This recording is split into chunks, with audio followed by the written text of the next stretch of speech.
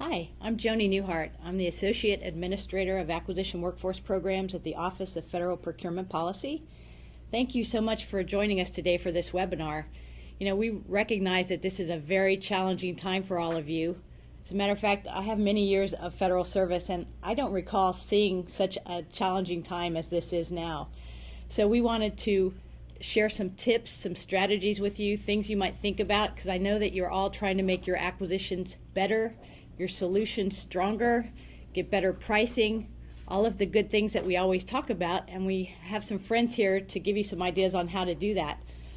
This is a real opportunity for us, even though it's challenging, but it's an opportunity for us to shine and really show how acquisition can contribute to the mission of your agency. So you're very important, your leadership realizes that, and so we just want to provide you some things to help you on your path to better acquisitions. So we've invited a stellar lineup today. We have colleagues from DoD, we have colleagues from the Federal Acquisition Institute, small agencies, civilian agencies, award winners, you name it, we have something for everyone. Also, we're very mindful of your time, so I think that you will find this 2 hours slot of time very valuable to you. If you have some questions, many of our presentations are taped today, so you can submit questions. There should be a little box on the webcast homepage that says submit a question. And so you can submit a question to any of the presenters and they will be posted later. We'll compile all the questions and post them at FAI so you can get the answers. So feel free to submit questions. Also, I understand there's some tweeting going on, and please don't ask me what that is. But I understand that we'll be posting some of that too. So anyway, should be a fun 2 hours, and today is all about you, so let's get started. Our first presenter is Brian Young, who's the Executive Director at the Army Contracting Command at Aberdeen Proving Ground in Maryland. Brian's been a senior executive for approximately 10 years, since November 2004, and coincidentally, he was my boss during that time. So he's going to be telling us a little bit about DoD's better buying power. Now, if you're not DoD, don't worry, and please pay attention because these tips apply to everyone that does federal acquisitions, so you'll find them very helpful. So, besides being one of my acquisition heroes, Brian is a wonderful person. You'll enjoy hearing from him. So, without further ado, here's Brian with some great tips for you. Hello. My name is Brian Young. I'm the Executive Director of the Army Contracting Command at Aberdeen Proving Grounds. I was also fortunate enough to be one of the team members on Dr. Carter and Mr. Kendall's first Better Buying Power Initiative teams. I'd like to convey to you some of the techniques that we're using at Aberdeen in implementing the Better Buying Power initiatives and achieving positive results with them. But before I do that, I'd just like to talk a little bit about the Better Buying Power initiatives and what their objectives have been. We in the Army over the past 10 years have been very focused on delivering capability rapidly to our Army that's been deployed at war. As a result of that, we've often been willing to trade off higher price for that capability in accordance with an aggressive schedule. But now we're looking at having to sustain that capability and sustaining it over a period of time. In that regard, cost consciousness is becoming much more something that we're focusing on to ensure that we achieve that in the acquisition process. There have been a number of techniques which were highlighted in the Better Buying Power initiatives, and I'd like to talk about 6 or 7 of those right now that we've been using at Aberdeen. The first of those, in competitive cost contracts, we are not allowing fees for other direct costs associated with those contracts. Travel, materials associated administratively with those contracts. As a result of that, on the R2 contract at Aberdeen, over the course of the past year, on about 15 task orders, we've saved over $30 million. It's been an extremely beneficial result for us. We've also converted time and materials contracts to different contract types. In addition to getting off of the time and materials as the least preferred contract type, we've also seen savings associated with that that have been substantial. On average, where we have been able to do an apples-to-apples comparison between the previous contract and the new contract, we've saved approximately 8% of the total cost. And what we're also finding is, as we track contractor performance to cost, that on 99% of those contracts, they are performing at or near the target cost. We've also received benefits from the Better Buying Power Initiative technique, where we have received only one bid of negotiating on other than certified cost and pricing data basis. In doing that, for just 7 task orders at the end of last fiscal year, we found that we saved approximately 1%. Now, that 1% doesn't sound like a lot, but given the environment that we're in, it equaled $1.6 million. And $1.6 million on 7 task orders, if you aggregate that across the business base, is a substantial amount of money. And again, 1% is not a lot individually, but collectively it adds up to substantial funds. Increased competition is another opportunity that we have worked hard to take advantage of. And where we have been able to compete formerly sole source contracts, we have been able to see a substantial reduction in the overall cost. Those reductions typically are between 5 and 7%, where we have had essentially the same level of effort. We've also received savings in other areas associated with competition, but they're very difficult to quantify because of changes in statements of work or the scope of the effort. Another area that we think we have achieved a lot of success in, and that's the use of low price technically acceptable as a source selection method. And while it is a best value method, it is not a best value trade-off method. Sometimes there are concerns on the part of the supported activities or the customers when we say we're going to use a best value low price technically acceptable.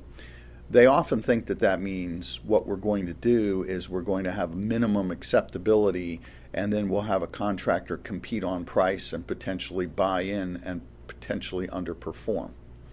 What we've been able to do to mitigate that is ensure that we set the technical acceptability bar at the appropriate level. And the appropriate level most often is not the minimum.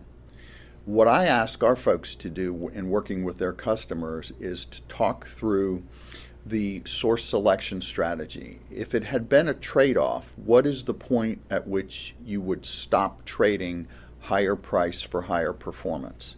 That's the point that we seek to set the technical acceptability bar. And when you do that, everybody who is technically acceptable can perform the job, and we have a high degree of confidence that they can perform the job. Then at that point it becomes a price competition. Of course, one of the other key issues with low price technically acceptable is, does the contractor actually perform at that, particularly if it's not a fixed price contract. So we very closely monitor the performance of contractors in an LPTA environment after source selection and in the post-award environment. And when we've done that, we've found that 99% of our contractors, having been selected using LPTA, do perform within 1% of the target cost. And finally, I'd like to talk about reverse auctioning. It's a technique which we have been able to utilize fairly substantially. We use a third-party contractor who establishes a value-added network. And what we have essentially done is we have identified commercial items that are at the simplified acquisition threshold and that are subject to using reverse auctioning techniques. We are currently utilizing reverse auction on 39% of those actions. In fiscal year 12, we achieved savings of $5.4 million. Not only does reverse auctioning provide a streamlined source selection process for small purchases, it saves us money. So it's a benefit to the workload on our workforce, and it's a benefit with respect to achieving better pricing. Thank you very much for this opportunity to address you. I would like to add one other item, and that is that We've mentioned a number of techniques that we're using here. No one of them is really a home run. This is really putting together a series of singles that cause us to achieve better effects over the entire acquisition process, and has contributed to increasing the cost consciousness and the culture of our workforce in looking at achieving better results for the Army and for the taxpayers, and we believe they've been very successful. Thank you. Great. So I hope you enjoyed that session from Brian. My major takeaway from that was that we all have to be more cost conscious. With every single procurement, we have to look at costs and negotiate the best prices. Frank Kendall, who's the Undersecretary of Defense for Acquisition, Logistics, and Technology, issued a memo on April 24th of this year implementing Better Buying Power 2.0. So it's the second version of Better Buying Power. And that memo has some really great tips for all of us, DoD or civilian agencies. One of my favorite key overarching principle for this Better Buying Power is number one, to think. And I think that's really helpful. We're all so busy, it's hard to actually take a few minutes to think about your procurement, but I encourage you to do that before you do your next procurement. Just give it some thought, how you can make it a little better every time. That's valuable. The other overarching principles: help the acquisition workforce to be more experienced, trained, and empowered. Apply acquisition fundamentals, and finally, streamline your acquisition processes, things that we can all work on to make the acquisition better. So we're going to post that memo at fai.gov after the webinar so that you can see it if you've not been able to see it before. Also, don't forget, if you have questions for Brian, go to the Submit a Question box at the webcast home site and you can submit a question to Brian. So next up, we have Sharon Fernandez, who is a contracting officer at the Department of Veterans Affairs Technology Acquisition Center. That center is one of the best examples of a specialized IT acquisition cadre, and that is a group of contracting officers, program managers, contracting officers representatives, customer liaisons, and they've even added some engineers to the mix. And what they do is they all get together and work together to buy commercial IT better than they did before. It's a great concept and something that we can all learn from. Even if you don't have the resources to have such a large scale cadre, start small. Start with a few folks that can help buy the IT better. Sharon is a member of the team that won the 2013 Chief Acquisition Officers Council Small Business Excellence Award. So they're a team to be commended. They've done some great things because we had a lot of good competition for that award. So let's hear some more from Sharon. I'm here today to speak with you about a strategy I put forward for small business at a contract level and at a task order level. My name is Sharon Fernandez. I'm a contracting officer with the Department of Veterans Affairs, Office of Acquisition Operations at the Technology Acquisition Center in Eatontown, New Jersey. I'm going to tell you a little bit about some of the concerns that I had moving this strategy forward, some of the challenges that I had, how I overcame those challenges, and we've been able to successfully award small business awards under an indefinite delivery, indefinite quantity, multiple award contract.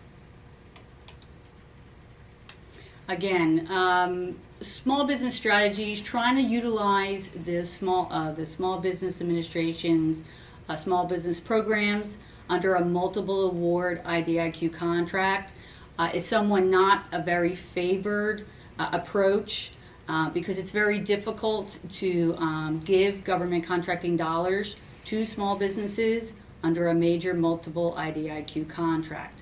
So one of the considerations that we had to overcome was being able to apply those small business programs and set aside considerations. One of the other considerations that we had to analyze was also executing this through the Department of Veterans Affairs. We were concerned with the public law known as, a piece of it known as Veterans First Contracting.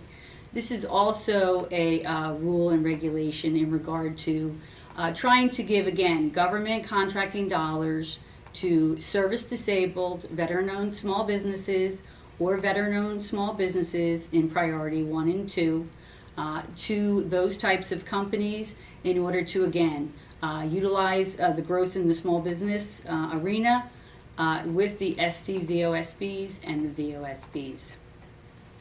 Also, under multiple award IDIQ contracts, you are operating under Fair Opportunity FAR Part 16. It wasn't until some current changes under the Small Business Job Act whereby you were able to set aside, or at least consider set-asides, under Fair Opportunity contracts. Under FAR Part 16, up until, again, currently, as I mentioned, you had to give all of your multiple award IDIQ prime contract holders fair opportunity for all awards bid at the task order level. So those are some of the considerations that we had to work through. And again, I'm going to tell you how we were very, very, very successful in putting forth what is now called, and actually part of the FAR regulations, a small business reserve strategy. Again, not only at the contract level, but able to execute that at the task order award level. One of the most important things that I'd like to for you to take back to your offices is doing extensive market research. It's required, but it's very, very, very important. So what we did at the Technology Acquisition Center is we got together. We primarily support for the Department of Veterans Affairs, the Office of Information and Technology. So we got together with our customers across the entire software lifecycle development. That would be software development side of the house, that was the engineering services side of the house, those that support the data centers, and so on. We got together with them, we were in the room with them for a very long period of time, put together the PWS, and I forgot to mention at the very beginning, I apologize, that the multiple award IDI contract that I did award is affectionately known, I think, now in Washington as a T4. It is the Transformation 21 Total Technology contract. So again, we got together with our OI&T customers, we got to the table with them, put the PWS together, and we came up with 11 functional areas. So we put out the draft PWS once it was all compiled.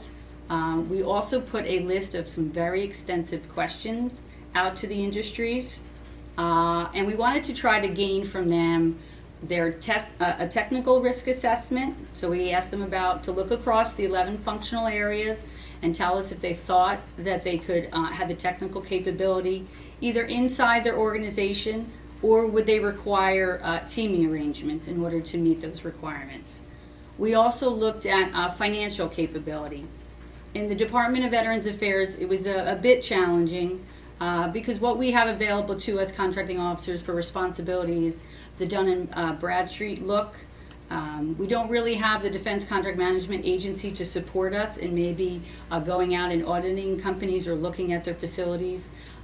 So we used the Dun & Bradstreet to look at financial risk. We also looked at business risk.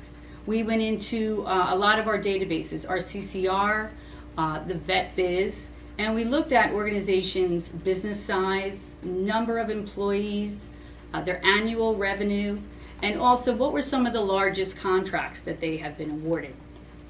So again, we put the performance work statement, we drafted the questions, and we put this request for information out on the Federal Business Opportunities page for quite a long time. I think it was for several months. I think we did it in December of 2009, and we gathered the information to February.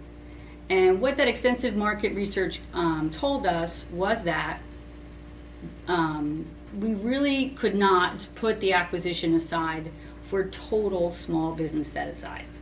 As a requirement of a contracting officer, I must look to see if I can set any contracts aside. Again, total small business set-asides. Also responsible to look to see if a total small business set-aside is not a strategy. Is a partial small business set-aside a strategy? The fact, again, that we collected this information, we had hundreds of companies respond. I documented it formally, And actually, we got a lot of comments from the Small Business Administration saying how well the market research was conducted and documented to show that unfortunately we could not set T4 aside totally or partially to small businesses. However, what we did do is we looked at the utilization of a small business reserve strategy. This strategy gives small businesses the maximum opportunity to become prime contract holders of a multiple award IDIQ contract. And what it did was we said we will go out and we will do a fair opportunity or full and open competition for at least 8 prime awardees. And once we set our 8 prime awardees, whether they be large or small, we would cut the line on the competitive range, and we would remove our large businesses, and we would then only look at our small business companies. Again, being supportive of the Department of Veterans Affairs priorities, we were looking for our small business reserves to be 7, either a combination of SDVOSBs or VOSBs. So that is how you can utilize a small business reserve strategy underneath an IDIQ. Again, it gives them the opportunity to compete under full and open. However, if they do not win, we again set the competitive range. We removed all the larges, and we awarded to our top SDVOSBs and VOSBs. What the result was that we wound up with 8 large businesses, 6 service-disabled veteran-owned small businesses, and 1 veteran-owned small business under T4. So again, what the strategy does is it helped the VA meet its IT mission. Because we honestly do believe what the reserve strategy does is it relieves the small businesses of having to perform the majority of the work, more than 50% of the work, with the concerns of their own company. So they're able to team and bring us a breadth of skill sets through the teaming, because they are not required to do more than 50%. If in fact we were to set the contract aside, they would have those requirements that they would have to meet.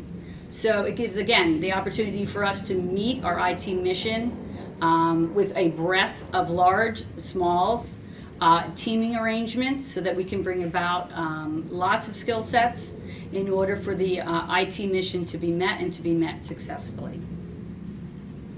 What we actually did is, prior to the changes in the Small Business Act of 2010, who realized obviously that under multiple award contracts, again, we can do a small business reserve at the contract level, but no one was really sure or how to implement such a strategy, or were the regulations really tight for contracting officers to be able to follow how they would do reserves at the task order level. So those changes have been made now, but one of the other acquisition strategies that we put forth under T4, and this was in the source selection evaluation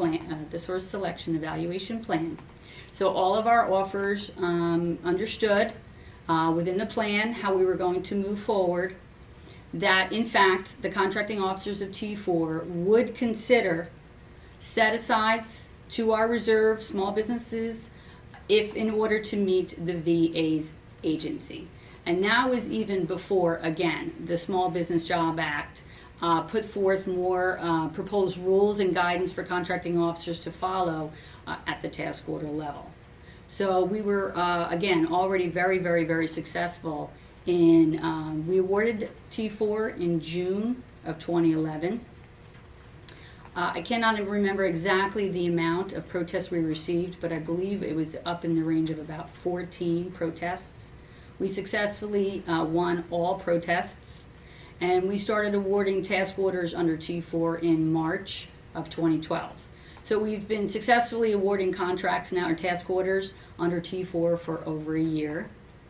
And what we've done is, I don't have the exact numbers in front of me without looking at my notes, but we've awarded over 100 or 150 task orders at this time, and I would say 75% of those have been awarded to the T4 small business SDVOSBs and VOSBs. They've been very, very, very successful. The small business strategy works very well in meeting the VA IT mission. As I mentioned, it allows the large and small businesses, particularly the service-disabled, veteran-owned small businesses and veteran-owned small business T4 prime contracts, won under the reserve strategy, the opportunity to utilize teaming and not have to perform more than 50% of the work by concerns of their own company. So it's very successful in that manner. We actually embraced the Small Business Jobs Act of 2010 prior to its implementation, which has just been very recently. We had a provision in our source selection evaluation plan that told our potential awardees that we would be looking at any particular work that came across an award for a task order to see if it could be set aside to our small business concerns in order to assist in meeting the VA's agency's goals. So again, we were already going to implement such a strategy at the task order level that said that although under FAR Part 16, fair opportunity to all FAR Part 16 prime contract holders under a multiple award, indefinite delivery, indefinite quantity contract, that you can now, or that we would, that we would already be able to look at our small businesses, again, reserves, and set work aside for them. And we have been very, very, very successful. We have awarded to date probably over 150 task orders under T4. Once we successfully won all of our protests back in March of 2012, we've been executing task orders now for over a year. And I would say at least 75% of those awards have been given to the service-disabled veteran-owned small businesses or veteran-owned small businesses, either successfully, as a matter of fact, under fair opportunity. They've been very, very, very successful, actually, or under the small business reserve strategy at a task order level. I just also wanted to say a little bit about the program as far as for our smalls as well. We do a couple of other unique things. We hold monthly program review meetings with all of our primes, and also quarterly. This gives us an opportunity to talk to all of our T4 prime contractors at a program level. They're very open, the forum is very open. They're allowed to give us concerns that they may have with the program, and then we also have an even exchange, an honest exchange back with them in regard to the program. Also, one thing that our executive leadership has put forward at the Technology Acquisition Center for this program is that we debrief all of our T4 primes, regardless of the dollar value. And this is very, very, very helpful. We've received feedback from our small business reserve companies that this is, again, very, very helpful for them to even be more and more successful at winning task orders. So again, we feel the small business strategy is something that contracting officers want to look very hard at when they're looking at strategies, either at a contract level or a task order level, and believe that you'll gain a lot of success in helping meet your agency's goals and the priorities of the government, which is in fact trying to give government contract dollars to our small business communities. So again, thank you very much. If you'd like any information, further information in regard to the strategy that we did utilize, again, my name is Sharon Fernandez. I'm at the Technology Acquisition Center in Eatontown, New Jersey.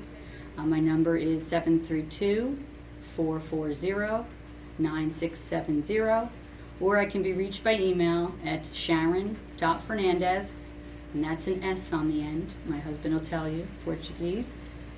FERNANDES @va.gov. I thank you for the opportunity to share this success story with you. And again, if you would like any further information, please feel free to contact my office. Thank you.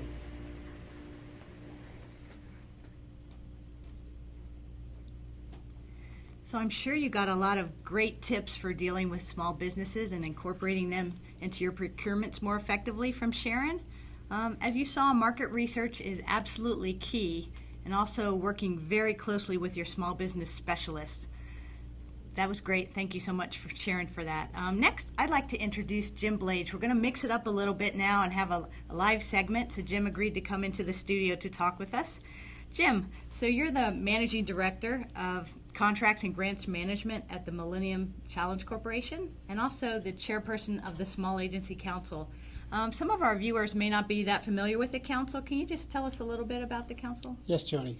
The council is made up of 90 plus small agencies, anywhere in size from 50 to 6,000 employees, that together employ roughly 50,000 federal employees and manage billions of dollars. About 5,000 of those employees are acquisition professionals.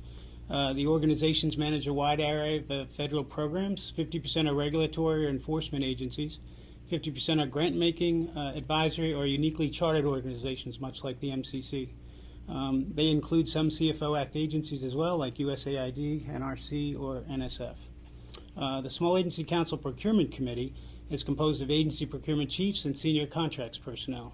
The committee provides an effective forum to understand what is happening in the federal acquisition arena. It provides networking opportunities, allowing procurement chiefs to meet each other and exchange best practices and lessons learned. And it serves as an effective liaison between the small agency procurement chiefs and OMB, providing a forum for discussing OMB guidance and reporting requirements. That's great. So what are some of your challenges at your small agency, the Millennium Challenge Corporation, that our frontline acquisition folks can identify with? Thanks for asking. Joni, the small agencies often struggle to interpret how OFPP and OMB policy impacts their agency, any small agency. Every agency should intend compliance, and I think about compliance along a continuum from statutes to regulations to best practices. And it's tough for small agencies to get to the end of the continuum and best practices, and a lot of what comes out of OMB and OFPP are the best practices to sort of comply with the statutes, executive orders, and regulations. Beyond the larger small agencies, the CFO Act designation agencies, some small agencies have 3 to 5 contracting personnel. So for them to do the contracting, do the contract administration, develop some policy to manage their organization, it's tough for them to also hone in on all of the OFPP, OMB guidance and then do best practices as well. So often they're looking for insight into what applies, what doesn't apply, and how best they can sort of comply with those best practices. So Jim, are you saying that OMB, OFPP issues a lot of guidance? Just kidding, don't answer that. Go ahead. At the MCC, we're lucky we have 20 contracting professionals. That includes contracting personnel that we contract for as well. We are still thin, though, because our agency mission is very tightly connected to the contracts we award for due diligence and engineering oversight. So we do a good job keeping up with the work, and we do a pretty good job of getting to the best practices end of the continuum. Our goal as procurement executives in any of these small agencies should just be to take what the small agency that they've inherited has. If it's a brand new agency, create something that works at first and then build upon it. If it's something that you inherit, try to come up with a strategic plan to take it to the next level and do some things in small baby steps just to better the organization. That's great, and I'm familiar with the small agencies. I think there are some small agencies with 5 people total or even less. Yeah. So it must be very challenging. So you and I are of a single mind about collaboration. We both think it's so important. So how are some of the ways that you collaborate both within your small agency and among the small agencies? So within my small agency, we try to make sure that we're meeting the intent of all of the regulations, the executive orders. We do the best that we can. It may not be full of bells and whistles, but it's pretty compliant. In terms of across small agencies, when I first took this on, this role as chairperson for the procurement committee, we brokered a deal with FAI. The FAI FAIA system was up and running, but the small agencies didn't have access to it. And it was because they couldn't accommodate 90 plus agencies on the system with the help desk requirements. So we came up with a plan to allow for certification and continuous learning points tracking by breaking the agencies into 6 groups.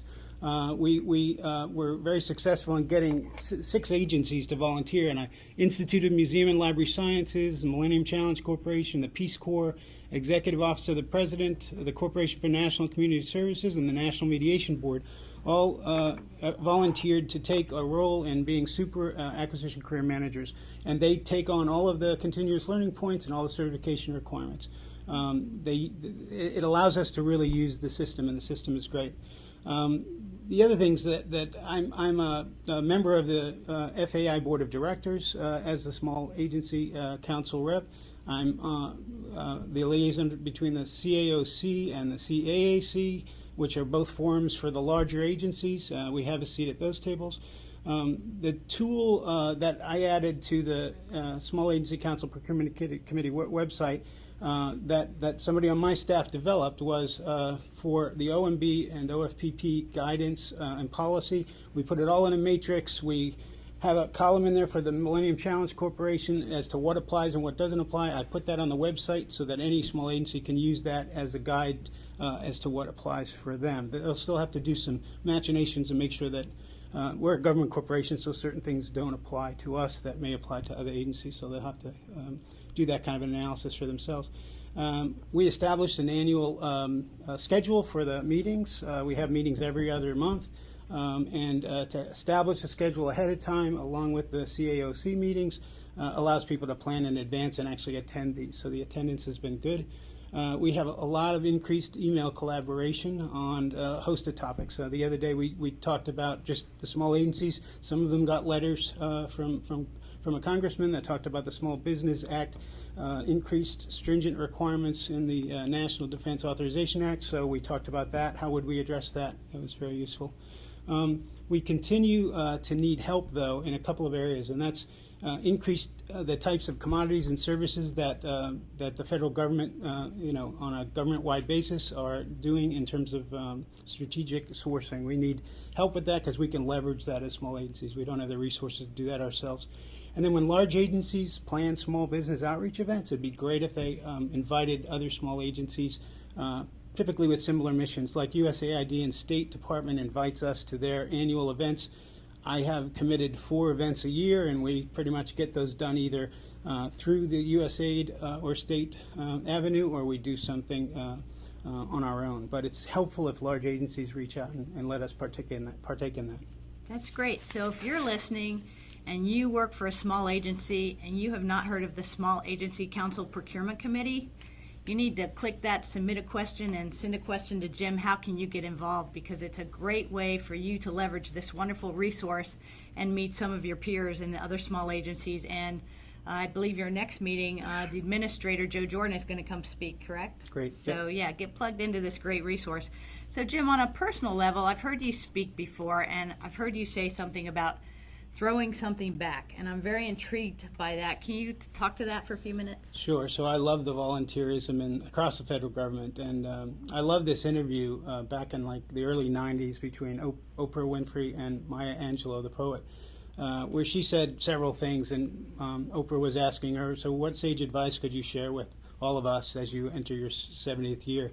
And she said a couple of things that I really liked. I've carried through my life. People will forget what you said. People will forget what you did, but people will never forget how you made them feel. And then she also said, I've learned that you shouldn't go through life with a catcher's mitt on both hands. You should learn to be able to throw things back. What I take out of that is we have to be able to focus on service to others, volunteering to throw something back that in some way helps others. So when I was asked back a year ago in June to chair this committee, that's kind of what I was thinking when I did it. I'm glad to do it. I was a little fearful of what to expect, what I brought to the table, whether I would be successful in doing this, whether I would have the right approach. My approach has been pretty practical, and it's to increase networking, sharing resources, knowledge, and leveraging examples, templates of established programs, other best practices, And our best tool for each, amongst us is just each one of us throwing something back to help one another, and just practical stuff. So it's been great. It's working in spades along with the other stuff that I mentioned. These every other month meetings tee up topics. We share information. We're gladly sharing documents that are Word documents so people can use them and not recreate the wheel. FAI and OMB Max have come up with great websites to host these things so that we can put all that stuff for public consumption. That's great, Jim. Thank you so much for sharing that with us, and thanks for participating today. We're very glad to have you here. Thanks, Jenny. So let's turn to our next presenter. His name is Bob Namco. He's from the Department of Homeland Security.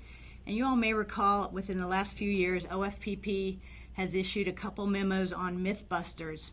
So again, if you haven't heard of Mythbusters, please come out from under the rock and go do a web search for OFPP Mythbusters.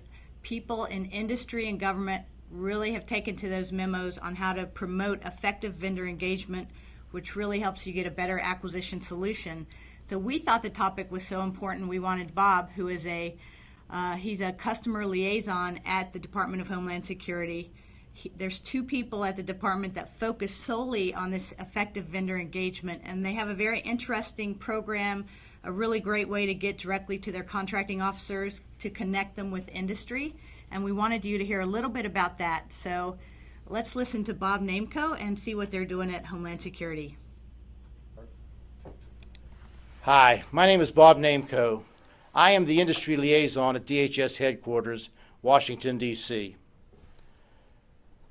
I'm here today to talk about our effective vendor engagement industry-led seminars and our industry liaison council.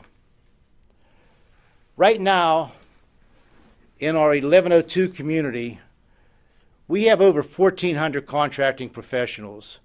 Of those 1,400, nearly 30% only have 1 to 5 years of experience. Another 30% are nearing retirement age, if not already there. Most of us within the 1102 community have never worked in industry, and we really have little idea as to how industry operates on a continuum. DHS needed to find a way to expose our 1102s to how and why their actions affect industry during the procurement cycle. Our Chief Procurement Officer, Nick Nyack, developed a strategic plan 2 years ago. And one of the pillars of his strategic plan is effective government to industry communication. In order to foster participation in this industry vendor communication, 2 people were hired to do nothing else but do more effective vendor communication. I am one of them, and Jose Arrieta is the other.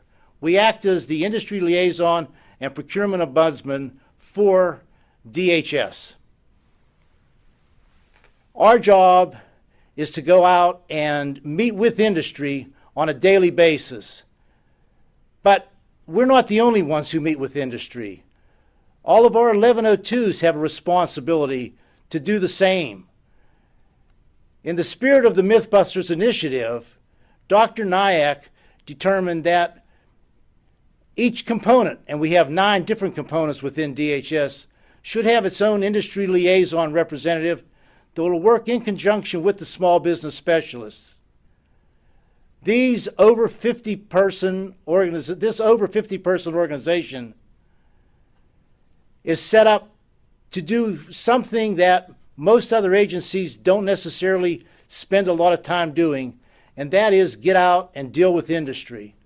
But dealing with industry is only a small part of what needs to be done. We need to collaborate better with industry. And within DHS, we have 10 associations that we deal with on a regular basis. These associations their membership comprise of over 80% of all the vendors with which we do business. We have 15,000 vendors at any particular time doing business with DHS, 11,000 of those which are small businesses. Working through these associations, our office has developed a series of seminars chaired and presented by the membership of these associations. These seminars are conducted at our Homeland Security Acquisition Institute, and they're open to the entire DHS 1102 community. To date, 2 seminars have been conducted. The first seminar was hosted by the Washington Homeland Security Roundtable. It was entitled Strategic Communications and Industry Perspective. The panel spoke about the tools for strategic communications, the resources necessary, the best practices that they've learned over time, and the benefits to industry and DHS in these collaborative efforts. The second seminar was hosted by the Washington Homeland Security Defense and Business Council. It was entitled How Industry Assesses Risk. This group of companies identified risk through the whole acquisition process. They talked about decision making based on risk and the costs associated with risk. The 1102s learned what a business development person was, what a capture manager was, how budgets were determined, what are bid and proposal costs, how do you make a bid, no bid decision, what are the costs whenever the government takes a long time in developing their requirements and then not following through for a long, long time. How do they view draft RFPs? How do they view draft RFIs? Do they like industry days? All of these topics and several more were discussed at length. We learned from our first seminar that a industry, government, give and take question and answer session proved to be extremely beneficial. Our 1102s were able to ask industry professionals exactly what is meant by, and you can fill in the blanks. The information was then taken by the 1102s, and they went back to their offices and they discussed it. We had surveys written and responded to. Those surveys came back and we found that the 1102 community loves the idea of talking with industry and learning about the way they do business. We have another seminar planned that will be conducted by the Government Technology Services Coalition. This will be entitled Headed for the Cliff, Challenges for Small Companies that Grow to Mid-Tier at DHS. The intent of this seminar will be to discuss what the life cycle of a company is in the federal marketplace. Better yet, why does a company even want to enter into the federal marketplace? What happens whenever a company that is a small business becomes successful and graduates to the next level? They graduate to the level of mid-tier. Too large to be considered small and too small to compete with the giants of industry. They no longer have the capability to take advantage of the set-asides given to small businesses. So what happens to them? The large businesses see them now, instead of being partners, oftentimes they are looked at as competitors. So the subcontracting capabilities that they had as a small business have gone away in many cases. So what do? What do they do about joining joint ventures? How does that happen? All of these and many more things will be discussed at this seminar. Our Chief Procurement Officer, Nick Nyack, whenever he developed his strategic plan, realized that the only way that we are ever going to educate our 1102 professionals is to make them better understand not only what they learn from the courses that are taking, that DAU supplies or provides, but also through these industry-led seminars. We want to learn how industry really does business. We want to teach our 1102s that what they do has consequences. It's not a simple matter of sending out a draft RFP, following it up with an RFP, putting out a solicitation, spending some time waiting for the solicitation to come back, evaluate it, make an award, and maybe that whole time period will take 1 year or more. What does that cause the industry to do? It causes them problems, and we want to inform our 1102s and our procurement professionals in the best manner possible so that when they go out, the decisions they make will be beneficial to the entire community. At the end of the year, over 500 of our acquisition professionals will have attended seminars outlining the private sector business practices. Our Industry Liaison Council has been able to help drive program and procurement-specific industry days. In fiscal year 2012, DHS hosted 472 industry days, pre-proposal conferences, and put out 319 requests for information and draft requests for proposals. This effort has impacted the entire department and its industrial base because the DHS CPO has made this a priority. We have developed a framework to outline a vision of how the 7,000 acquisition professionals should think about communication at the department. Hopefully, this has created an understanding of how important communication is. These industry-led seminars are one of the many tools that we have in our toolbox. We believe that the return on investment will be increased cost savings and a more resilient industrial base, improved acquisition performance, and working with industry to help us develop a return on investment for this work.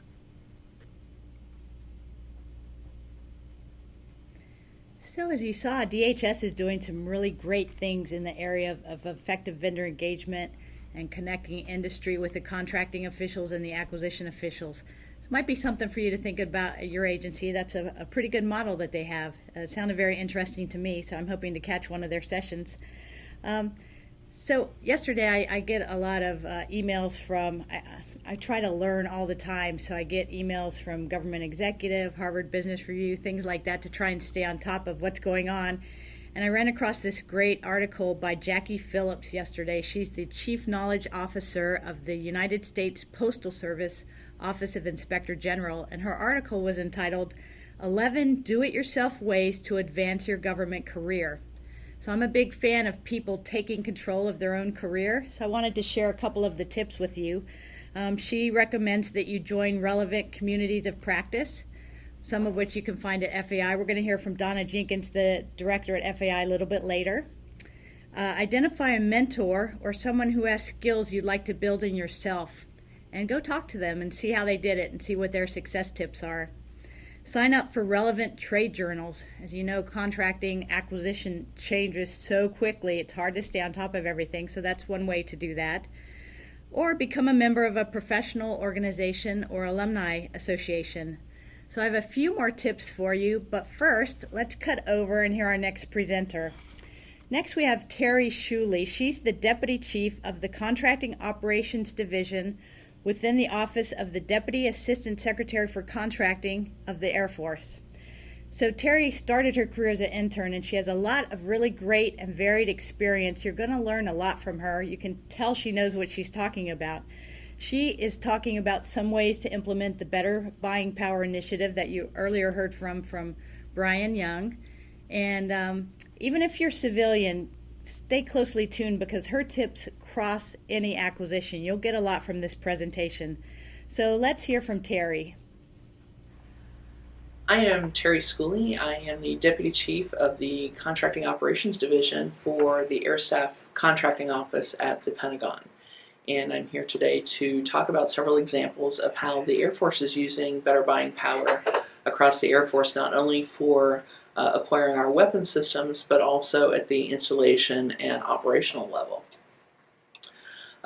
Today, since we only have limited time, some of the things we're going to be talking about is a focus of how we're trying to make our programs more affordable, how we are trying to control costs throughout the product life cycle, how we are trying to promote effective competition across the Air Force, and then finally give an example of how we are trying to improve the professionalism of the acquisition workforce by centralizing lessons learned and examples of better buying power and how it has been used in other areas across the Air Force to instill that culture change of better buying power. The first example I'm going to start with is the KC-46 tanker. One of the primary issues or problems that we're trying to resolve for the KC-46 tanker is how can the Air Force stabilize the affordability of this program throughout the life cycle of the program itself. What became very clear is we had to start from the beginning in planning for the program and program sustainment up front. So we're planning for the entire life cycle of the program from the beginning. We need to hold contractors accountable for what it is they actually proposed and hold very tightly to that line throughout the life cycle of the program. And also, how can we make investments today in the program that continues to maintain competition and lower costs tomorrow to get that best value for the taxpayer? The KC-46 tanker, if you are not familiar with it, was a competition for a new tanker for the Air Force that included not only the engineering, manufacturing, and development aspects of the program, so it would take a commercial platform and modify it to a tanker formation, but also would include the full rate production, the entire full rate production for the aircraft. So for the EMD phase, the engineering, manufacturing, development phase, in order to cap the government's contingent liability for the future for that phase, we actually are doing a what we call a fixed price incentive contract. So our contingent liability is capped at that ceiling price. It requires discipline not only from the contractor's perspective, but also the government's perspective to maintain that contingent liability cap. Because this contract also includes production, we included all 175 aircraft in the production cleanse for this contract. We included what we call variable quantity matrices that allowed us to buy different lot sizes and get economic order discounts for those larger lot sizes. It also gave us the ability to be able to react to differing budgets from year to year. Other features of the contract is we are using limited government furnished equipment, so the contractor has to bring all resources to the table to be able to do this work, and they're not dependent on the government in any form or fashion. We are also using we are buying extensive data rights and license rights up front as part of the competition, and include the cost of those data or license rights in the evaluated price at that initial competition in order to keep those prices low and manageable. We've also included or made it clear up front that there were the potential for third-party modifications to the platform, so those third parties had to have access to those data rights as well. And we also include what we call a fuel burn clause, or almost like a miles per gallon clause, if you will, that it was a minimum amount of fuel, or I should say the minimum amount of mileage per fuel fill that the aircraft had to be able to maintain throughout the life cycle of the aircraft. And it was also clear up front that air crew and maintenance training contracts would be separate competitions held outside the competition for the initial aircraft buy. Also in the KC-46 tanker, we used competition to our best advantage. For example, as I talked about before with regards to the tech data and pricing that tech data to the extent that we did at the initial competition, and giving us all those rights throughout the life cycle of the aircraft help us ensure that competition is going to be available throughout the life cycle of the aircraft through sustainment to the end. And building those competitive options up front will help us maintain that competition throughout, to include not only the tech data rights, but the variable quantity matrices for the production and interim contractor sustainment, but also in establishing commercial parts pools helps maintain that competition throughout the life cycle. We're also working very hard to hold contractors accountable for what it is they propose. Again, like I said, including the fixed price incentive contract, but also in the production CLINs. They are firm fixed price CLINs that were priced initially as not to exceed CLINs, and those not to exceed prices were also included in the evaluated price, again, using competition to our best advantage to keep that price low. We're also trying to use source selection strategies that are simplified and focused on what really matters in differentiating the offerors and making that decision process as easy as possible for the source selection authority. And on the tanker program, we were very deliberate in our approach to using that. We were also very deliberate in reaching out across DoD for anyone's expertise that would help us achieve what we wanted to achieve. Another example in a slightly different environment in the use of better buying power is the F-22 Raptor. So rather than being in a competitive environment, the F-22 Raptor, we're looking at this from a sole source perspective and making modifications to the F-22. And the main concern in the F-22 is how can the Air Force gain greater efficiency and productivity at each milestone and keep those costs manageable, if not actually make it cheaper. So what the team did was actually conduct a bottoms-up multifunctional cost analysis, should cost analysis if you will, and use the findings from that should cost analysis to help inform the negotiations that they did with the contractor. And then to continue the effective use of that should cost analysis and actually managing the contract once we had completed negotiations, as opposed to actually using the proposed price, or what I would call the will cost analysis from the contractor's perspective, helping overall reduce the cost and still getting what it is the Air Force wants for a cheaper price. So as an example, there are two modifications that I want to talk about on F-22. The first is increment 3.2A and increment 3.2B. The main thing is both of these modifications are primarily software modifications to the system. And using that should cost analysis in the modification for 3.2A, we had several findings that were interesting. First, it became very apparent that the program management oversight ratio was too high. For those simple pass-through costs, they were estimating about an hour-for-hour cost in program management versus actual work, which is way too high. If it's a simple task, there's probably next to no time spent from a program management perspective in overseeing the completion of that task. So we're able to drive down the cost of program management. Something else we found was their extensive use of a parametric analysis model was based on using novice level engineers as opposed to actually more experienced engineers.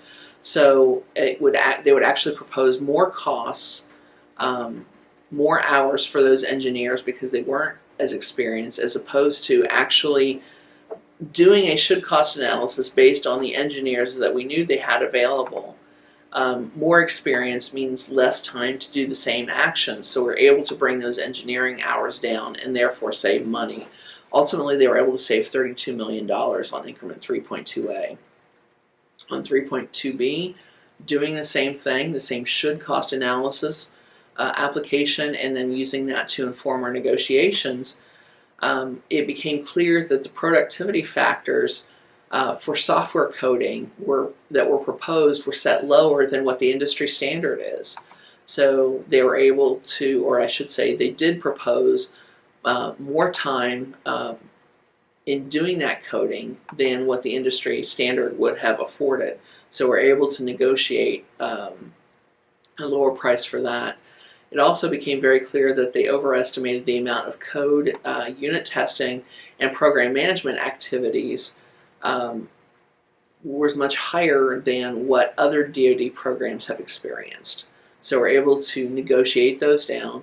And then, like many contractors, they're always going to propose a higher fee. However, the fee was much larger than what the DoD average is, so we were able to negotiate that down. Again, getting what we wanted, but getting more bang for our buck, and we're able to save $34 million for increment 3.2B. The bottom line is having that greater insight and doing that should-cost analysis and applying that to the negotiations helped us drive a harder and better bargain for the program and for the taxpayer. I wanted to share some examples of how we've used better buying power also at the operational or installation level, using examples from both U.S. Air Force Europe, or USAFE, and the U.S. Air Force Academy, or USAFA. One of the concerns very often for operational level is how can the Air Force provide motivation to its contractors on things that we've been doing for years and yet still reduce costs in this cost reducing or budget reducing world. Several of the things that USAFE is doing is encouraging early industry involvement and also early customer involvement.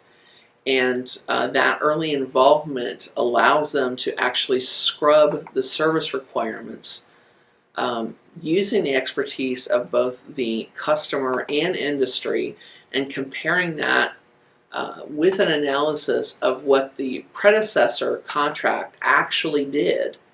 And they're able to lean out that performance work statement. So we really are getting just bottom line what we need, and the contractor prices out that bottom line requirement. They're also streamlining their evaluation processes for source selection, focusing those evaluation criteria on exactly what it is they need that will differentiate one contractor from the other, and simplifying that decision process for the source selection authority. Garnering that dedication from the entire acquisition up front throughout the life cycle of the contract makes everything flow easier.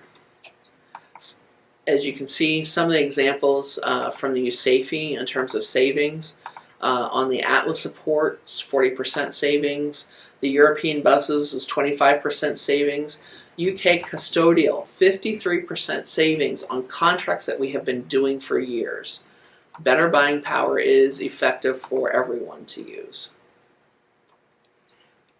Some examples from the Air Force Academy. They actually took some of their larger, what would have normally been sole source construction or civil engineering projects, and actually made them into what we call price performance trade-off source selections. In garnering that competition, they were actually able to save $183 million over 4 years, which is a lot of money if you don't have a lot to begin with. They were also able to reduce that procurement acquisition lead time from an average of about 180 days down to 77 days. That's a huge savings in time as well as money. And they were able to do that by, again, tailoring their source selection and tailoring their instructions to the offerors and evaluation criteria to those specific things that they actually needed from the contractor and that they actually needed to evaluate in order to differentiate the offerors, making the source selection flow much easier for all those involved, including the offerors, and also making that source selection evaluation decision very easy for the source selection authority. Finally, something I want to talk about is something that the Air Force is doing to help instill the better buying power culture change across the Air Force by collecting and sharing success stories and best practices and lessons learned across the Air Force into a centralized, what we call, better buying power tool.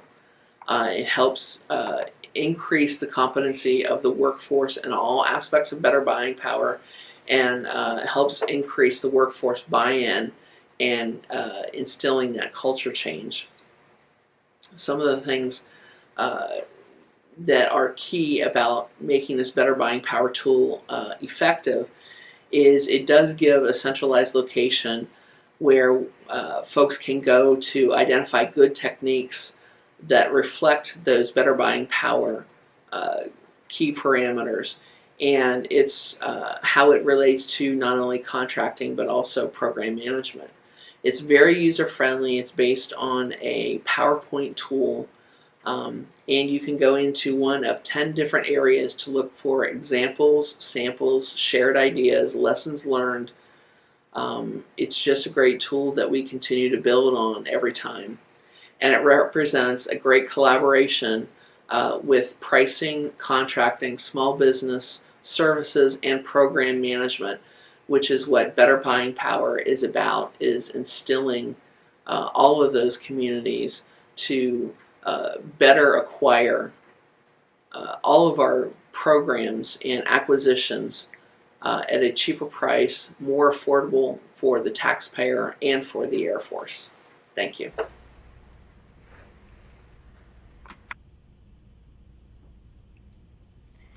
Wow, Terry provided us some great ideas for achieving affordable programs, which is so critical in this environment. She talked about improving competition, improving negotiations, contract management, all key to better acquisition outcomes. That's great. I was emailing with Terry this morning, and she mentioned that the DoD has a great website all about better buying power. So I wanted to share that link with you. It's BBP, which stands for Better Buying Power, .dau.mil. I just tried it and it works beautifully. So if you want some more information, you can go there.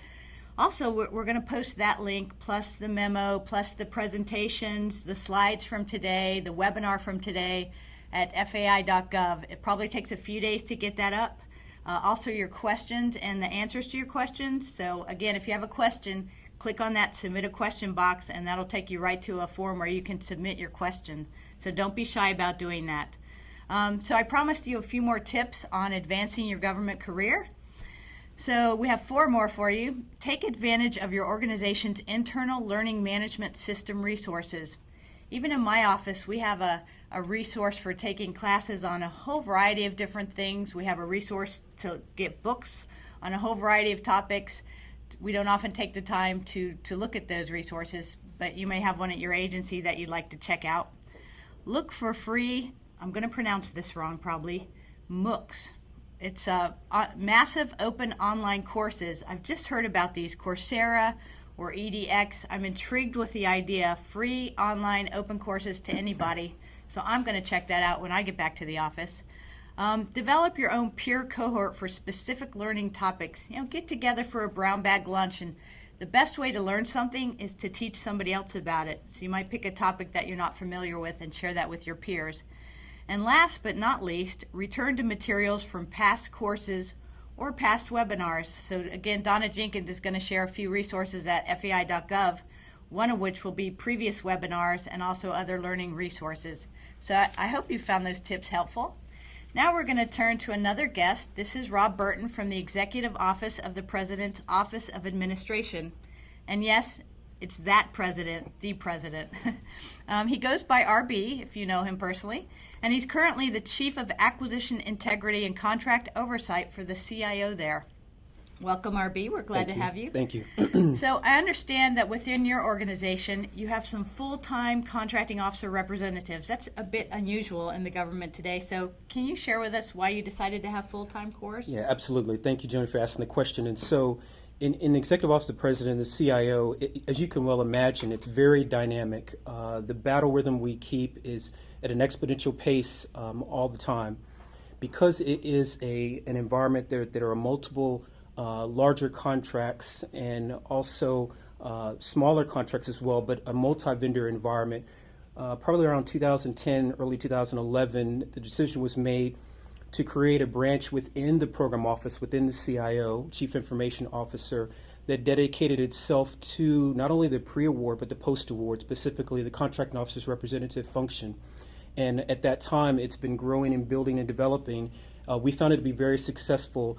Most all of the staff within the branch are originally 2210s or IT professionals that have come up through the ranks, and so they have a very good understanding of IT as well as program management. And then, of course, their qualifications and certifications for contracting officer representative. And so we are a branch that focuses totally on the care and giving and contract managed administration for those, and it's been very successful so far. Sounds like a great model. So what do you and your CORs do to affect better requirements development upfront in the process? Right, good question. So we have something called the Program Office Procurement Package. It's something that was recently signed into policy, internal CIO policy recently. And the Program Office Procurement Package really affects, and it allows us to affect, control, and manage how the whole process works.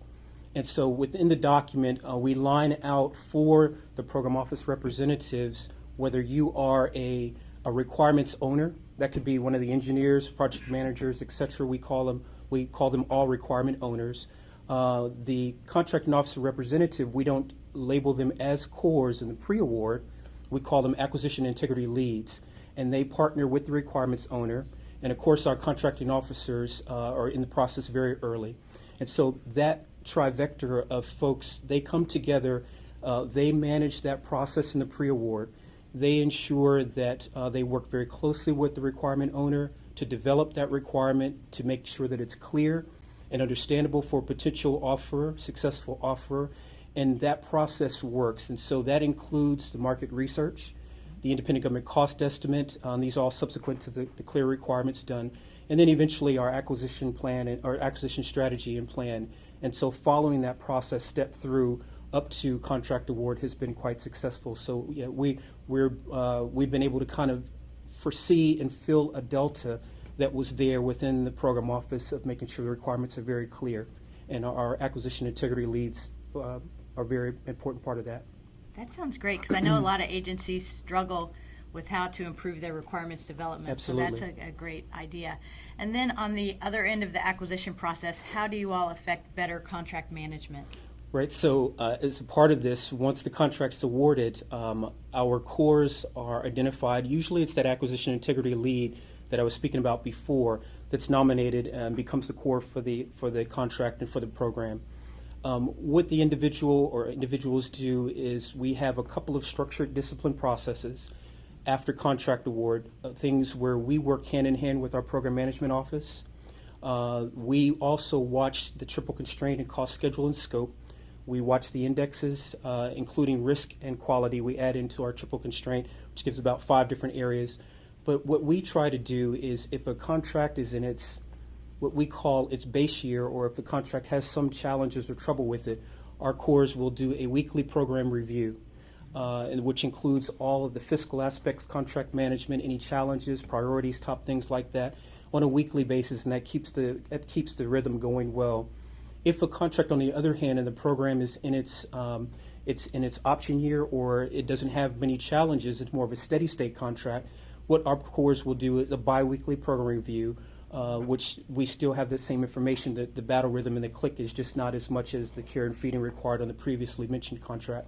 And so the cores are very active in all of the contracts in their care and feeding, working hand in hand with program management and also our funds management as well.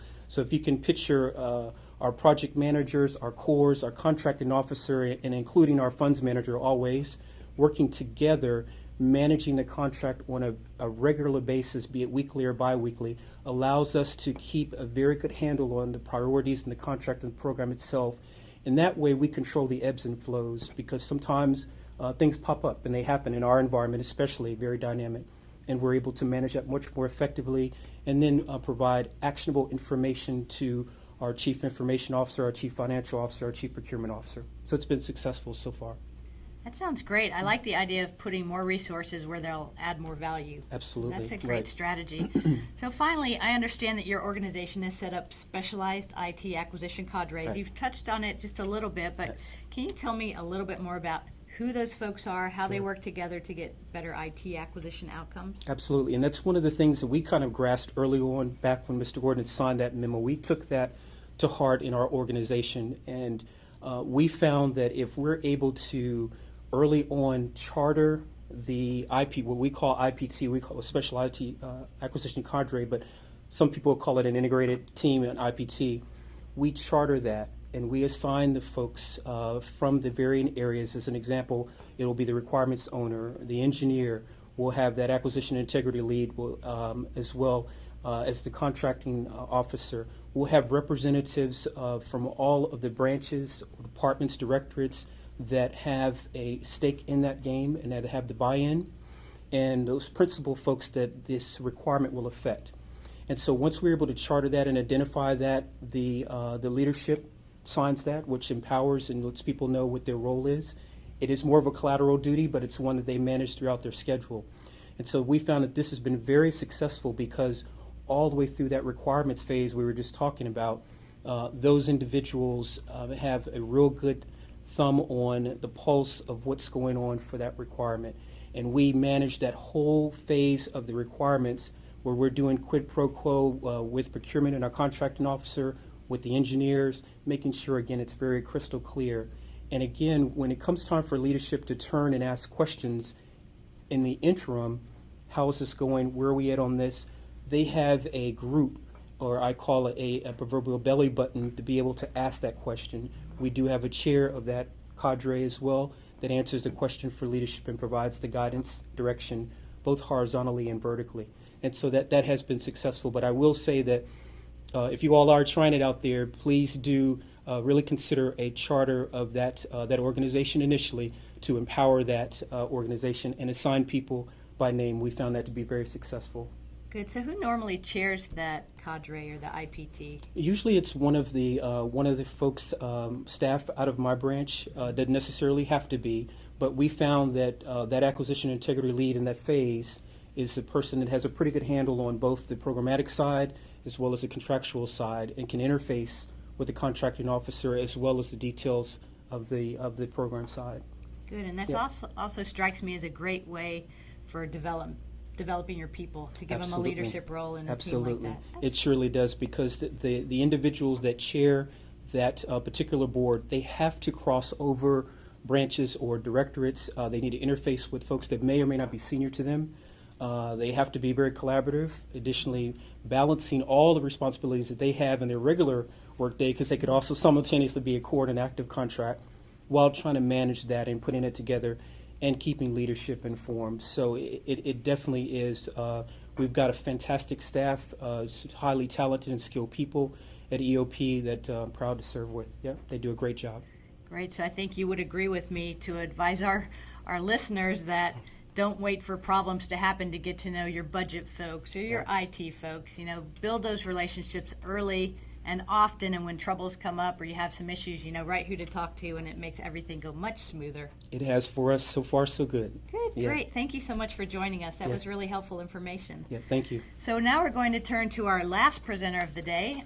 It's Mr. Charles Yook. He's the Strategic Sourcing Program Manager at the IRS. And Charles' efforts on IT services acquisition, I think, will hit home with some of you. It's a very good effort, and he was actually the 2013 Chief Acquisition Officers Council Acquisition Excellence Individual Award winner. Whew, that's a mouthful. But so this is a great story. I think you'll really enjoy it. So let's turn it over to Charles. Hi, I'm Charles Yook. I'm with the IRS. I'm the program manager of the Strategic Sourcing Program. And I'm going to talk to you about a project we recently did called IT Services. So typically in the industry, there's really two models for procuring IT services. One is what I'll call the traditional model, which is leveraging systems integrators. The second model is the staffing solution model, which is a little bit more specific in that you're looking for specific resources with very specific skill sets. At the IRS, IT services, as it is for many other agencies, is a major spend category. We spend over $400 million a year on IT services, and we typically use the first model for procuring IT services, which is we leverage systems integrators. We have a great contracting vehicle for leveraging those services, which is called TIPS, which stands for Total Information Processing Support Services. This is our major IT services vehicle, and it's great for procuring IT services for complex projects, which we have several of at the IRS. However, it does have certain shortcomings. For example, if you're looking to fill short-term needs, you don't need a whole project, but you might need a tester for 4 months, or you might need an Oracle programmer for a few months. The IT services vehicle we currently have, TIPS, isn't well suited for that because it's really more geared towards larger, complex projects. Also, we saw an opportunity for cost savings. The TIPS vehicle, while it has different labor categories, it doesn't differentiate those categories by skill area. So, for example, in terms of a programmer, we typically would pay the same price for a Java programmer that we do for an Oracle programmer, although the rates in the marketplace are significantly different for those two different skill sets. So we wanted to address that with the IT Services BPA. In terms of our goals for the IT Services BPA, we really had two. One was to achieve cost savings, which I'll talk about in a little bit, but also we wanted a very expedient and efficient acquisition cycle. And we did that in a few different ways. One is we conducted significant market research. Typically, I think for market research on a lot of different projects, it tends to be very quick and simple. You're looking for a certain number of vendors that can provide the solution that you're looking for. But we actually spent considerable time trying to find vendors. One of those reasons was because we are very interested in meeting small business goals at the IRS, and we wanted to find vendors that could specifically meet our hub zone and service-disabled veteran-owned small business goals while not compromising the service that we needed at the IRS. We also developed what we call a Q&A-based RFP, and the way that's different from a traditional RFP is that traditionally, specifically when you're getting IT services, you typically ask for a technical approach as well as management capabilities, things like that. And the responses that you get from the vendors are varied and across the board, but typically it involves having to look through pages and pages of documents to really understand what the technical capabilities are as well as their approach to see if they can meet your needs. And I think when you're comparing proposals against each other, having to fish for that data makes it very difficult. The Q&A based RFP was essentially, we did away with all of that, and instead we asked a series of questions. I think we had 14 questions in total.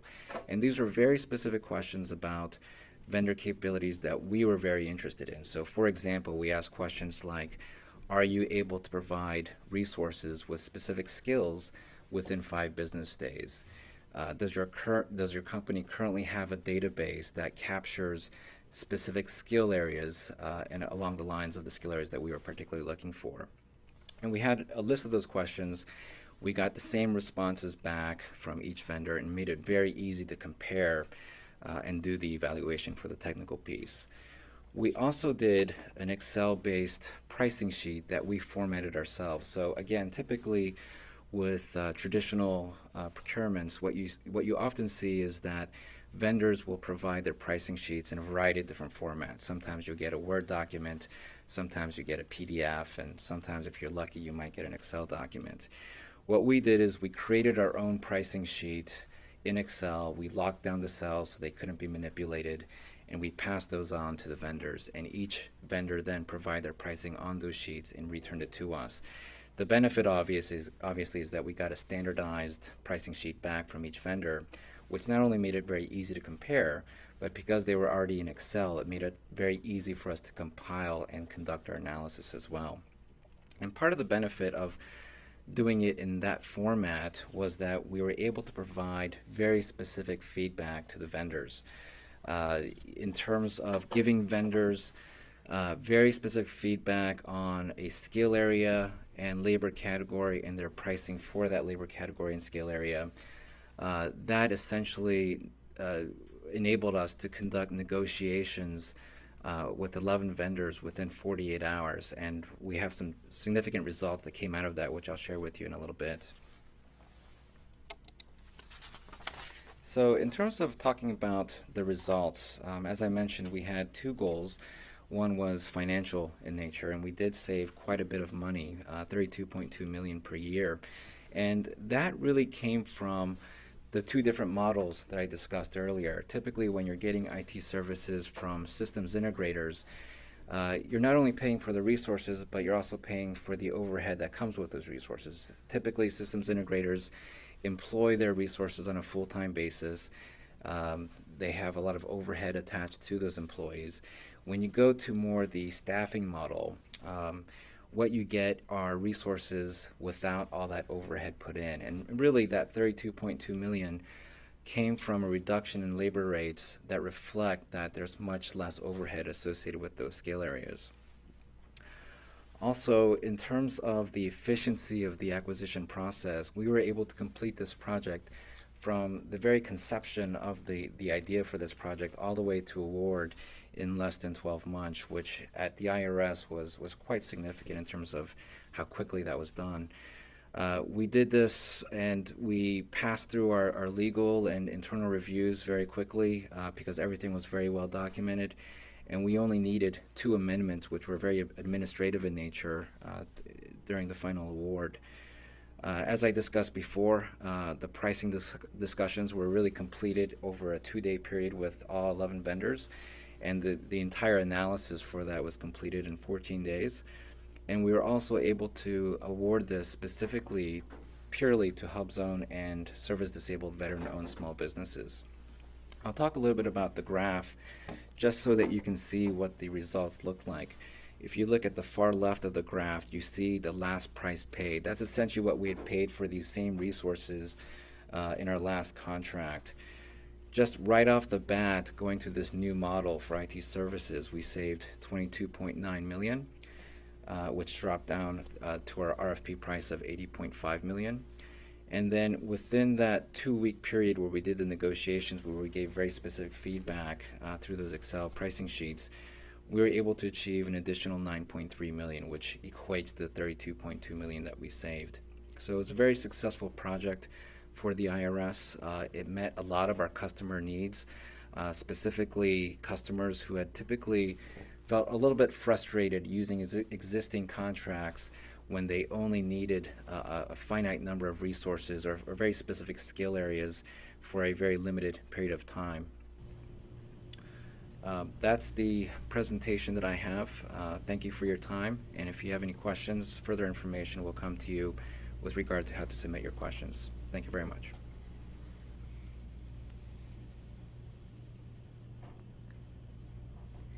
I think that was a great effort, so thank you, Charles. It shows that we should all take a step back from our acquisitions and think about how we can save money, streamline the process, while still achieving our small business goals. I think I'm hearing a theme here through these presentations.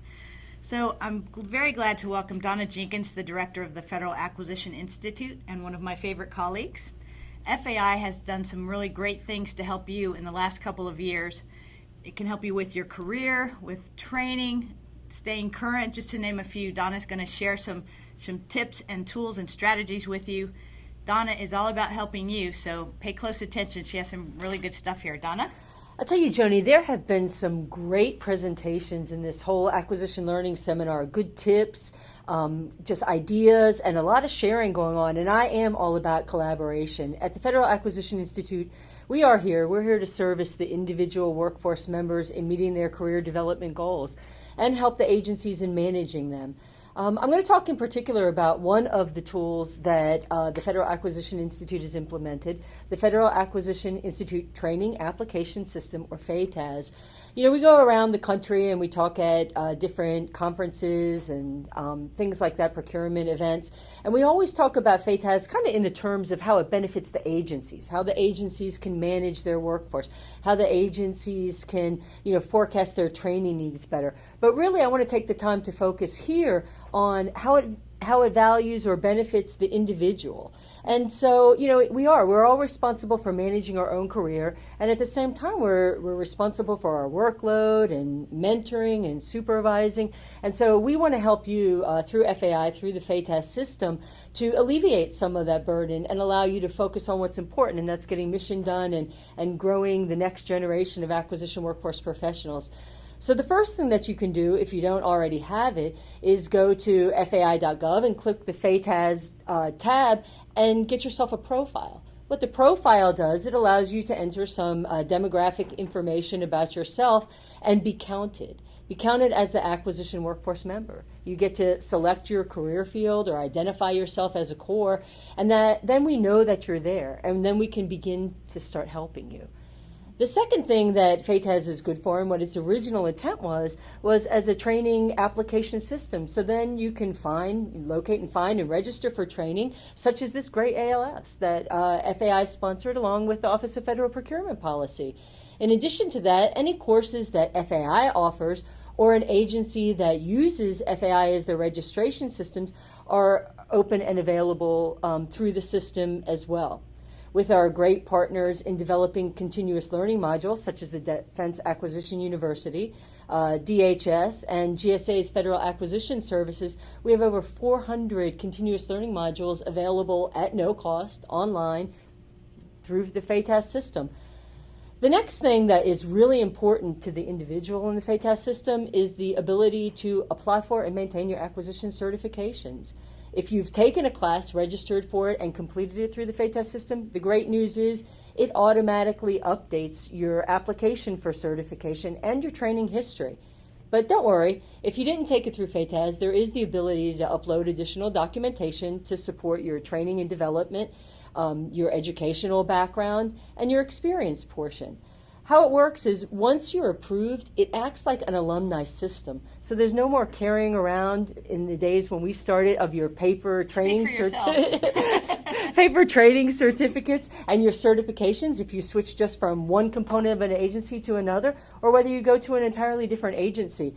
Because it's an alumni system, your record follows you wherever you go. And that's very exciting. If you're proactive, if you move from agency to agency, you can actually just change your email address, which is your unique identifier, and then your new agency can automatically see your certifications and or your training history and your training needs. The next module that we launched in FATAS, which is extremely powerful, is the continuous learning module.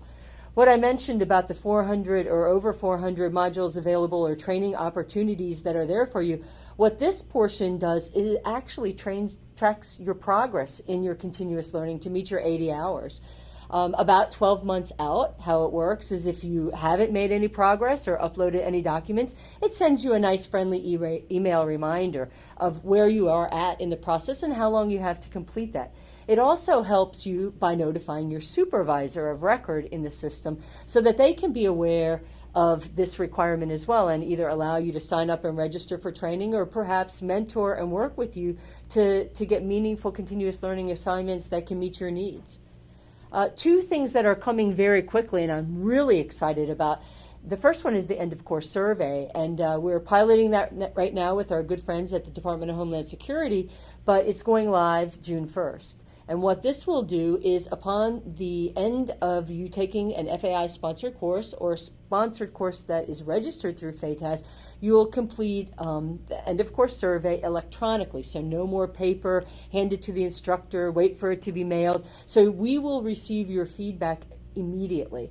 And the intent of this is to improve and monitor your learning experience. We want to ensure that we are improving acquisition training and meeting your needs. So very, very excited about that. The next thing is coming up.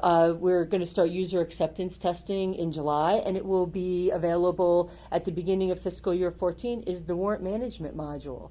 And where this is going to work, where individuals will be invited to apply for a warrant based on the supervisor's request for you to apply for a warrant. So for those contracting officers now that are doing paper-based applications for warrants and then someone's reviewing your training history, do you meet the certification requirement for your level of warrant, all that will go away.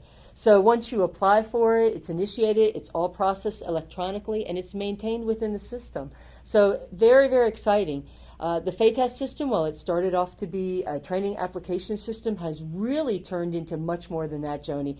It's a workforce management tool, very robust. It basically allows the individuals to focus on what's really important, and that's good acquisition outcomes, which we learned all about earlier today, for your agency's mission, to support your agency and to get the real work done. It has your certification and training practically managing itself. That sounds wonderful, Donna. So recently we have a big strategic sourcing effort in our office, as I think you know. And so I've been assigned a piece of that effort, and I was trying to get smart on strategic sourcing. So I thought, where can I get smart? I went, of course, to FAI.gov. I went to FATAS, and I saw that DAU had a couple quick classes on strategic sourcing. So I was able, in the matter of a couple days, to really get up to speed and get smart about my new project. And so there's a lot of resources, a lot of learning opportunities there that if you just go to FAI.gov and FATAS, you can take advantage of as well. I found it very helpful. And some other tools besides the FAI.gov site and the connection with our great partners, the Defense Acquisition University, you can follow us on Facebook and Twitter, and we'll be sharing a lot of information with you in the future on that. That sounds great, Donna. Thank you for all that information. I'm sure our listeners found it very, very helpful. So that wraps up our webinar for today. I hope you've gotten some really good tips and some things to think about. Here's a challenge for you as you go back to your work for the rest of the day. You know, you don't have to apply everything you learned today at your next procurement. Just take, one of the things you learned and try it and see how it works. I think you'll be so pleasantly surprised that the next time you'll try 2 things and find out what works for you and start collaborating more with your colleagues at your agency. I think you'll notice a lot of great things will come out of that, and you'll have better acquisition outcomes, which I know that's what we're all after. That's the bottom line for the taxpayers. So, and we all of us here are taxpayers, so I think we can all appreciate that. So thank you again for joining us. Check back at FAI.gov. This webinar will be posted. The presentations, the slides will be posted. The memo will be posted, some links, helpful things from this webinar. And also, if you have a question, not too late to click on that submit a question box, and we'll be glad to get your questions. We'll get them answered, and then we'll post them on FAI.gov. So thank you so much for joining us today. We had a good time with this. We hope you enjoyed it too, and we'll look forward to seeing you next time. And look for them in about a week. Is that correct, Joni? I think it's about a week. Thank you, Donna. Yeah.